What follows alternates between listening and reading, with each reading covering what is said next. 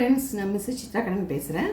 இன்றைக்கி வந்து நான் என்னோடய விநாயகருக்கும் நமஸ்கரிச்சுட்டு தான் நான் வீடியோக்குள்ளேயே போவேன். விநாயகர், லக்ஷ்மி குபேரர், நந்தி பகவான் வச்சுருக்கேன், குங்குமம் வச்சுருக்கேன். ப்ரே பண்ணிட்டு தான் ஆரம்பிப்பேன். எல்லாமே நல்லா வரும். இப்போது வீடியோக்குள்ளே போகலாம் வாங்க. நான் வந்து ஜாங்கிரி சொல்லித்தரேன். இது வந்து ஃபெஸ்டிவலுக்கு தான் பண்ணணும், விசேஷம் நம்ம சாப்பிடணும் ஆசையாக இருக்கா எப்போன்னு பண்ணிக்கலாம். அதுக்கு தேவையான பொருள் எப்படின்னு பார்த்தீங்கன்னா, இந்த ஒரு கப்பு, இந்த கப்பு வச்சுருக்கேன் பார்த்தீங்களா, இந்த ஒரு கப்பால் ஒரு கப்பு வந்து உளுந்து ஊற வச்சுருக்கேன். நல்லா 1லேருந்து 1.5 மணி நேரம் நல்லா 2 தடவை வாஷ் பண்ணிவிட்டு ஊற வச்சுருக்கேன். இதால் வந்து 2 கப்பு சர்க்கரை போட்டால் எனக்கு என்னமோ கொஞ்சம் அதிகமாக இருக்க மாதிரி இருக்குது. அதனால் 1.5 கப்பு போட்டிருக்கேன். உங்களுக்கு தூக்கலாக வேணும் அப்படின்னா 2 கப்பு போட்டுக்கோங்க. கொஞ்சோண்டு ஃபுட் கலர், வேறு வழி இல்லை, அடிக்கடி பண்ணும்போது சேர்க்க வேண்டாம், எப்பான்னு பண்ணும்போது இதை சேர்த்துக்கலாம். இப்போ இதில் வந்து 1 டம்ளர் அளவுக்கு தண்ணி விட்டுக்கலாம். தண்ணி விட்டுட்டு இதை வந்து கம்பி பதம் சொல்லுவோம் இல்லையா, இப்போ நீளமாக சுட்டும், அது வரும்போது உங்களுக்கு இந்த கம்பி பதம் காட்டுறேன். இந்த கலர் பொடி வந்து நம்ம இறக்கிறதுக்கு முன்னாடி போட்டுக்கலாம். இந்த உளுந்தை வந்து நல்லா ஃபஸ்ட்டு வெறும்னா உளுந்தை நல்லா மசிச்சுட்டு மிக்சியில் கிளறி விட்டு அதுக்கப்புறம் சொட்டு தண்ணி விட்டு நல்லா பந்து மாதிரி அரைச்சின்னு வரணும். எப்படி அரைச்சின்னு வந்து எடுத்துருக்கேன்னு அதையும் காமிக்கிறேன் உங்களுக்கு. இப்போ பார்த்தீங்கன்னா கம்பி பதம் வந்துருக்கு, காட்டுறேன் பாருங்கள். நல்லா க்ளோஸ்அப்பில் பாருங்கள், உங்களுக்கு தெரியும்.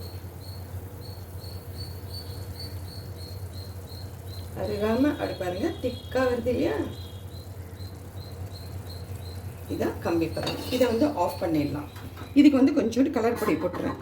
இப்போ பார்த்தீங்கன்னா நான் வந்து அரைச்சதை வந்து தண்ணியில் போட்டிருக்கேன். இதுமாரி மிதங்கணும்.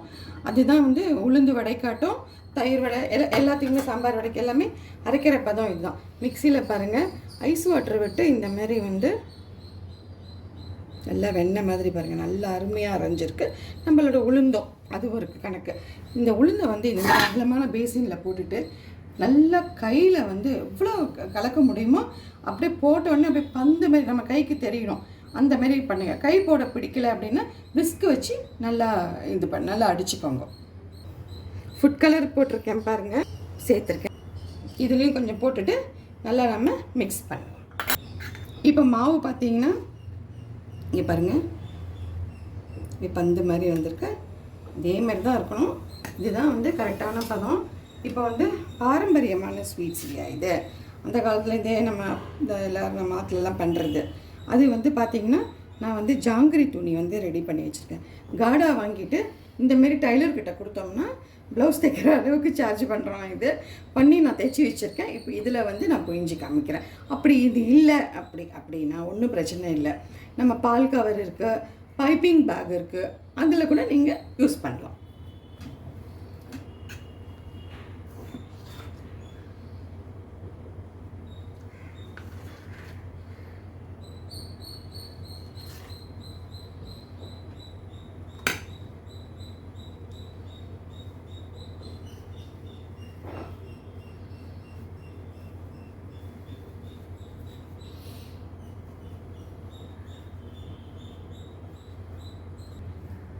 இப்போ வந்து நீங்கள் பிகினர்ஸ் பண்ணுறவாளாக இருந்தால் ஃபஸ்ட்டு வந்து இந்த மாதிரி பண்ணிக்கோங்க.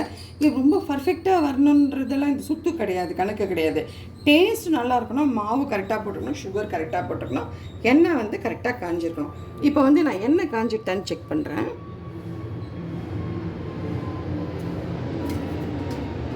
இன்னும் கொஞ்சம் காயும். இப்போ பாருங்கள், பிழிகிறேன்.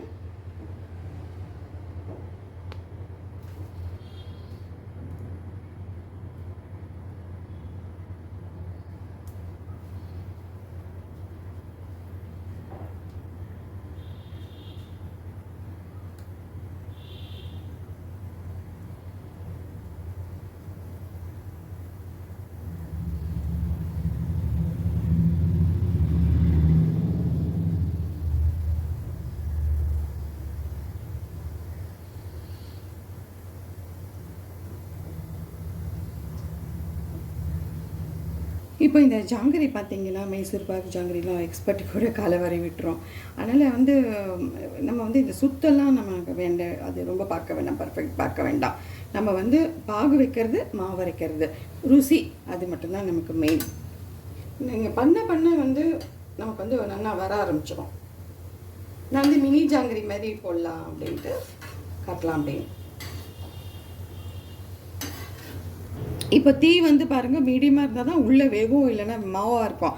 இப்போ இந்த அரைச்சி வச்சுருக்கோம் இல்லையா, இதுக்கு வந்து ஒரே ஒரு பிஞ்சு வந்து ஆப்ப சோடா உப்பு சொல்லுவோம் இல்லையா, அதுவும் 1 டீஸ்பூன் அரிசி மாவும் போட்டு நான் மிக்ஸ் பண்ண போகிறேன். இப்போ பார்த்தீங்கன்னா ஃபஸ்ட்டு புழிஞ்சதை ஜீராக்குள்ளே போட்டு வச்சுருக்கேன். இது 2 நிமிஷம் இருந்தோடனே பிளேட்டில் நம்ம எடுத்துடலாம். இது அடுத்தது பண்ணியிருக்கேன். இதே மாதிரி நம்ம எல்லாத்தையும் போட்டு எடுத்துடலாம். இப்போ பாருங்கள், ஃபஸ்ட்டெல்லாம் வந்து ஓரளவு தான் வந்தது. இப்போ வந்து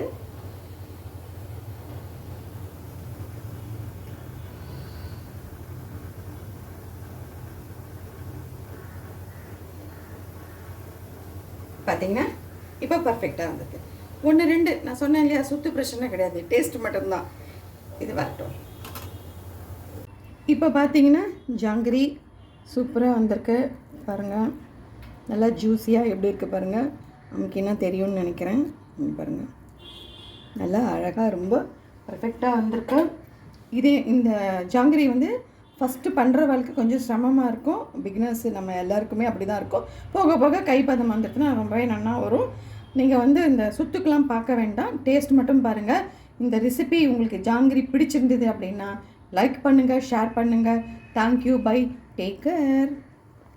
இப்போ வந்து இந்த ஜாங்கிரி மேலே வந்து இந்த ரோஸ் வாட்டர் இருக்குது பார்த்தீங்களா, இப்படி தரிச்சா மாதிரி விட்டிங்க அப்படின்னா, ஒரு 1/2 டீஸ்பூன் விட்டிங்க அப்படின்னா ரொம்ப பர்ஃபெக்டாக பாரம்பரியமான ஜாங்கிரி சாப்பிட்ற மாதிரியே இருக்கும்.